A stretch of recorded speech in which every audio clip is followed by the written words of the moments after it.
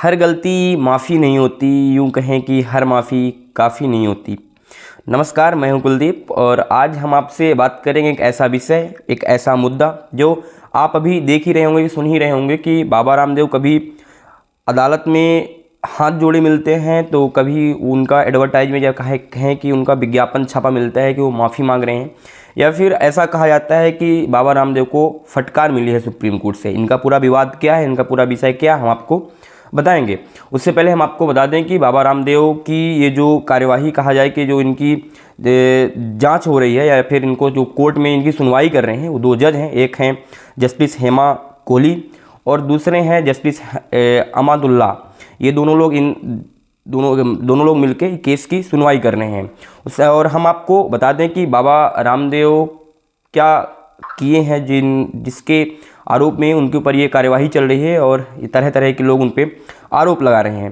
तो क्या है कि बाबा रामदेव जब कोविड का दौर चल रहा था उस समय 2020 में उन्होंने एक कोरोनिल दवा बनाई और स्वास्थ्य मंत्रालय और आयुष मंत्रालय जो कहा जाए कि वहाँ के उत्तराखंड का स्वास्थ्य मंत्रालय और आयुष मंत्रालय से उन्होंने कहा कि हमारी जो दवा है आप इसको यह कह के मतलब लोगों को ये कह दीजिए कि ये कोविड-19 की दवा है। लेकिन वहाँ के स्वास्थ्य मंत्रालय और आयुष मंत्रालय से उन्होंने मना कर दिया था। लेकिन कुछ दिन के बाद उन्होंने दावा किया कि ये जो रामदेव थे उन्होंने दावा किया कि यह जो दवा है हमारी कोरोनिल या कोविड-19 की दवा है। ये एक विज्ञापन उन्होंने छपवाया अपने अखबार, मतलब कुछ अखबारों में छपवाया। उसके बाद उन्होंने एलोपैथी होता है उसका नेगेटिव प्रचार करने लगे कि आप ये एलोपैथी की दवा मत लीजिए, इस या सिर्फ लूटने का एक माध्यम है, लोग इनसे सिर्फ पैसा कमाना जान रहे हैं।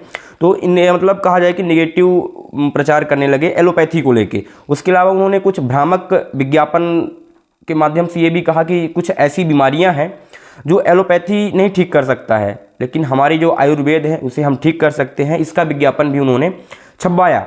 यही पूरा जो इनका पूरा विज्ञापन था, इसको लेके जो एक IMA संगठन है, इंडियन मेडिकल एसोसिएशन, या कहा जाए कि पूरे भारत में जितने डॉक्टर हैं उनका प्रतिनिधित्व करता है। तो ये सुप्रीम कोर्ट पे इन अखबारों को लेके पहुंचा और बाबा रामदेव की कंपनी और बाबा रामदेव के ऊपर कहा जाए कि उसने कंप्लेन किया, कहा जाए कि उन्होंने याचिका दायर करवाई कि ये इस तरह के भ्रामक जो है विज्ञापन जारी करवाते हैं, विज्ञापन डलवाते हैं, इस तरह से लोगों के अंदर ये दुष्प्रचार करते हैं। लोगों के अंदर फालतू में भ्रामक विज्ञापन के माध्यम से लोगों के जो रुचि है वो बदल रहे हैं। तो ये 17 अगस्त 2022 को IMA जो एक ये संगठन है ये जाके याचिका दायर करता है। उसके बाद फरवरी में सुप्रीम कोर्ट बाबा रामदेव को कहती है कि आप इस तरह के जो भ्रामक विज्ञापन है छपवाना बंद कर दीजिए। अगर आपने ऐसा नहीं किया तो हम आपके ऊपर प्रति विज्ञापन करोड़ों रुपए का जुर्माना लगा देंगे। और फिर ऐसा होता है कि फिर से जो बाबा रामदेव उनकी कंपनी है विज्ञापन छपाना बंद नहीं करती है और कंटिन्यू विज्ञापन छपाती रहती है। जो IMA संगठन है वो फिर से सुप्रीम कोर्ट पहुंचती है विज्ञापन लेके कि आप ये देखिए, ये आपकी जो बात है ये नहीं मान रहे हैं, आपकी अवहेलना कर रहे हैं। तो सुप्रीम कोर्ट इससे नाराज़ हो जाता है और बाबा रामदेव को फिर से एक नोटिस भेजता है जिससे, और उन्हें कहता है कि आपने कंटेंट आप कोर्ट जो नोटिस भेजता है कि आपने संविधान और उसके अलावा कहा है कोर्ट का आपने अवहेलना की है, आप अवमानना किए हैं। उस बेस पे आपको कोर्ट में जारी होना है। आप कोर्ट में आइए और आप अपनी बात रखिए। 2 अप्रैल की उनको डेट दी गई। 2 अप्रैल को बाबा रामदेव और उनके एक सहयोगी हैं बालकृष्ण, वो आते हैं और बाबा रामदेव जी और वो दोनों मिलकर उन्हें सुप्रीम कोर्ट से बेशर्त कहा जाए कि उनसे माफ़ी मांगते हैं। लेकिन सुप्रीम कोर्ट ने कह दिया कि आप ये सब जानबूझकर कर रहे थे। जब आपको पता था कि कोर्ट ने आपको कंटेंट आप नोटिस या फिर कहा जाए कंटेंट आप कोर्ट या फिर आपको नोटिस भेजा तो आपको आना चाहिए था। फिर उनकी जो डेट है बढ़ा दी जाती है कि आपकी जो डेट की कार्यवाही होगी अब 10 अप्रैल को होगी। 10 अप्रैल को भी बाबा रामदेव उनके सहयोगी आते हैं और फिर से उन्होंने माफ़ी मांगा। लेकिन वो जो कोर्ट ने उनकी माफ़ीनामा खारिज कर दिया और कहा कि अब 16 तारीख को कार्यवाही होगी। 16 अप्रैल को फिर से बाबा रामदेव और उनके जो सहयोगी बालकृष्ण हैं वो आते हैं और फिर से माफ़ी मांगते हैं। और सुप्रीम कोर्ट फिर उन्हें कहता है कि आप सब कुछ जानबूझकर ये कर रहे थे। और बाबा रामदेव कहते हैं कि नहीं, हमने उत्साहभर ये सब कर दिया, जल्दी में हम समझ नहीं पाए, उत्साह के कारण हम ये सब कर दिए, हम आपसे माफ़ी मांगते हैं और जनता से भी माफ़ी मांगते हैं। फिर जो सुप्रीम कोर्ट होता है वो कहता है कि अगली कार्रवाई आपकी अगले हफ्ते होगी, मतलब 23 तारीख को होगी।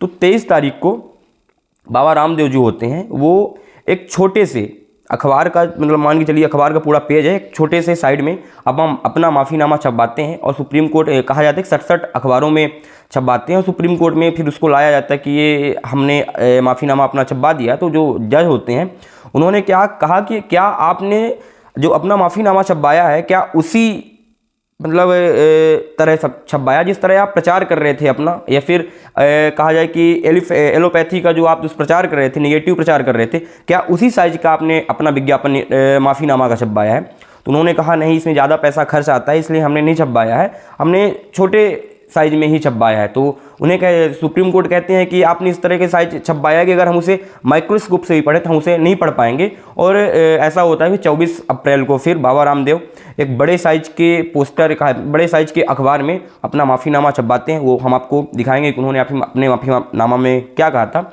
और उसके बाद जो सुप्रीम कोर्ट के जज हैं उन्होंने अगली कार्यवाही 30 अप्रैल को करने के लिए कह दी कि हम अगली कार्यवाही 30 अप्रैल को करेंगे। यही पूरा विवाद है कि जो बाबा रामदेव हैं इस तरह की भ्रामक नेगेटिव प्रचार कर रहे थे और ये पूरी इनकी कहानी है, मतलब कहा जाए कि पूरा मुद्दा है। और इसी बेस पे IMA ने उन पर कार्यवाही करने के लिए सुप्रीम कोर्ट को कहा था और सुप्रीम कोर्ट पे चल रही है। तो यही सब पूरा मुद्दा है बाबा रामदेव का। और अब अगली बात क्या होती है 30 अप्रैल को क्या आती है हम आपको ज़रूर बताएंगे। धन्यवाद।